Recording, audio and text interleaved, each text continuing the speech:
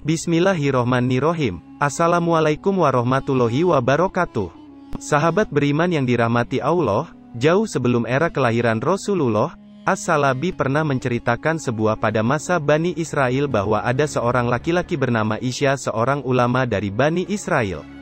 Setiap harinya, Isya sering membolak-balikkan lembaran kitab-kitab kuno Samawi untuk ia telaah. Sampai suatu ketika di lembaran-lembaran itu, dia menemukan tulisan tentang sifat-sifat Nabi Muhammad Shallallahu Alaihi Wasallam. Dia dengan sigap mencatat semua sifat-sifat tersebut yang tercecer di beberapa lembaran, kemudian dia kumpulkan menjadi satu halaman. Pada akhirnya, dia menyembunyikan lembaran itu ke dalam sebuah peti. Selanjutnya peti itu terkunci mati, membuat tidak ada seorang pun yang mengetahui di mana kunci peti itu disembunyikan. Suatu waktu, Isya berwasiat kepada anaknya yang bernama Balukia menjelang akhir ajalnya. Isya berwasiat pada anaknya Balukia agar meneruskan pekerjaannya, yaitu menjadi hakim di kalangan Bani Israel. Setelah beberapa waktu lamanya, Balukia menjadi hakim menggantikan ayahnya. Suatu saat, dia melihat sebuah peti terkunci di gudangnya yang membuat dirinya menjadi penasaran terhadap isinya. Ia menanyakan isi peti itu kepada ibunya, namun ibunya tidak mengetahui isi peti tersebut dan kuncinya pun ia tak tahu ada di mana. Sudah lama dari peti itu ia temukan, petunjuk tentang peti tersebut tak kunjung datang. Akhirnya dengan keras, ia mengatur kunci-kunci yang menutup rapat peti itu, lalu peti itu berhasil ia buka. Ternyata di dalamnya terdapat lembaran-lembaran yang menggambarkan sifat-sifat Nabi Muhammad Shallallahu Alaihi Wasallam. Dalam lembaran itu dikatakan bahwa Muhammad adalah penutup para nabi dan rasul. Surga diharamkan kepada umat para nabi terdahulu sebelum umatnya Nabi Muhammad masuk ke dalam terlebih dahulu. Seusai membaca lembaran itu, Balukia keluar rumah menemui kaum Bani Israel untuk menyampaikan apa yang tertera di dalam lembaran kitab yang dibawanya. Seketika kaum Bani Israel dengan seksama menyimak penuturan Balukia. Ia mengatakan beraninya ayah Balukia menyembunyikan yang diketahuinya, tetapi ia tidak menyampaikannya kepada kaum Bani Israel. Hal itu pun lantas membuat mereka marah. Tak lama kemudian, Balukia berpamitan kepada ibunya untuk melakukan sesuatu perjalanan panjang. Ibunya mendoakan semoga Allah mengabulkan keinginan anaknya. Balukia yang pergi meninggalkan Mesir untuk mencari kabar tentang Nabi Muhammad Shallallahu Alaihi Wasallam. Balukia mengelilingi bumi dari ujung timur sampai ujung barat sehingga sampai di salah satu laut. Di salah satu tujuannya, ia melihat beberapa keanehan yang tidak pernah dilihat oleh orang lain. Ia juga melihat ikan hut yang ukuran lebih besar dari yang pernah ia lihat sebelumnya. Ikan tersebut bagaikan pelepah kurma di antara ikan-ikan hut itu. Kemudian Balukia melanjutkan perjalanannya, sampai ke laut yang lainnya. Di sana, ia menjumpai beberapa keanehan yang sangat panjang.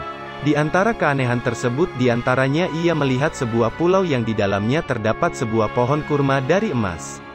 Jika pohon itu terkena sinar matahari pagi, maka akan kelihatan mencorong bagaikan kilat, ketajaman sinarnya tidak dapat ditembus dengan pandangan mata.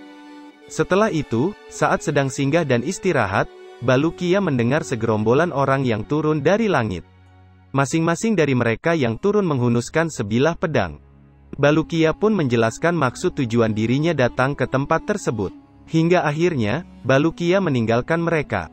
Di tengah perjalanan, Balukia kembali dikagetkan dengan adanya seorang malaikat yang posturnya sangat besar, berdiri tegak dengan tangan kanannya di ujung timur dan tangan kirinya di ujung barat. Tak sampai situ, herannya Balukia, setiap tempat yang ia temui selalu ada perkataan tiada Tuhan selain Allah dan Muhammad itu adalah utusan Allah. Namun ketika mengucapkan salam, di antara mereka semua tidak pernah mendengar perkataan tersebut. Di saat itu juga Balukia bertemu ikan-ikan besar, makhluk aneh, pohon kurma, hingga dipertemukan beberapa malaikat. Sampai akhirnya ia tiba di Gunung Qaf. Gunung tersebut terdiri dari umpu dan batu yakut berwarna hijau. Besarnya gunung itu dapat menutupi dunia dan segala isinya. Di antara keistimewaan gunung itu, ia dapat melihat langit dunia yang berwarna biru. Allah telah menugaskan seorang malaikat untuk menempati gunung itu apabila Allah hendak mengembangkan kebahagiaan.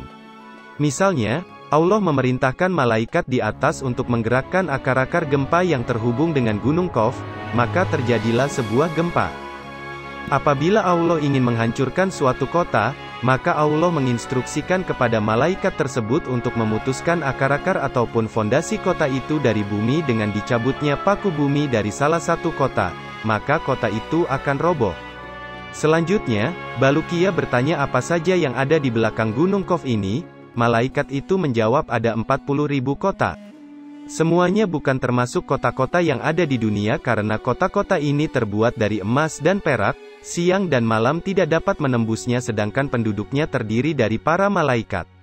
Mereka semua bertasbih kepada Allah, tidak ada yang durhaka kepadanya. Kemudian Baluqiyah menanyakan apa saja yang ada di belakang kota-kota tersebut. Malaikat itu kembali menjawab, di belakangnya ada 70.000 hijab seluas dunia.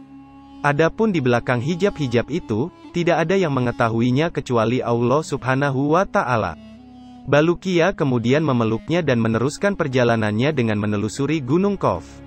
Setelah perjalanan yang sempat mempertemukannya dengan para malaikat yang menghuni Gunung Qaf, Baluqiyah kemudian dipertemukan dengan seekor burung yang bercerita tentang keistimewaan makanan yang ada di surga melebihi makanan yang ada di dunia, dan ia pun diberi sepotong roti pemberian dari surga. Baluqiyah dikejutkan dengan kedatangan Nabi Khidir alaihi salam di hadapannya dengan pakaian yang serba putih. Dia berdiri hormat dan mengucapkan salam kepadanya. Baluqiyah pun menjawab salam tersebut kemudian memeluknya menjelaskan maksud perjalanannya untuk mencari dan bertemu Nabi akhir zaman yaitu Nabi Muhammad Shallallahu Alaihi Wasallam. Namun, Nabi Khidir menjawab bahwa Nabi akhir zaman tidak akan datang pada masa sekarang dan tidak mungkin dapat bertemu dengannya. Hingga akhirnya Baluqiyah tidak menemukan yang ia harapkan. Lalu, Nabi Khidir mengingatkan jika perjalanan Baluqiyah selama ini sudah ditempuh selama 50 tahun dan meninggalkan sang ibu cukup lama. Kemudian ia juga menawarkan agar Baluqiyah kembali kepada sang ibu. Saat itu juga, Baluqiyah dikembalikan kepada pangkuan sang ibu dengan memejamkan kedua matanya, tiba-tiba tidak terasa ia sudah berada di samping ibunya.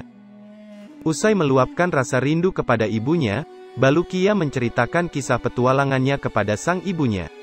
Setelah selesai menceritakan kisahnya kepada ibunya, ia keluar untuk menemui kaumnya.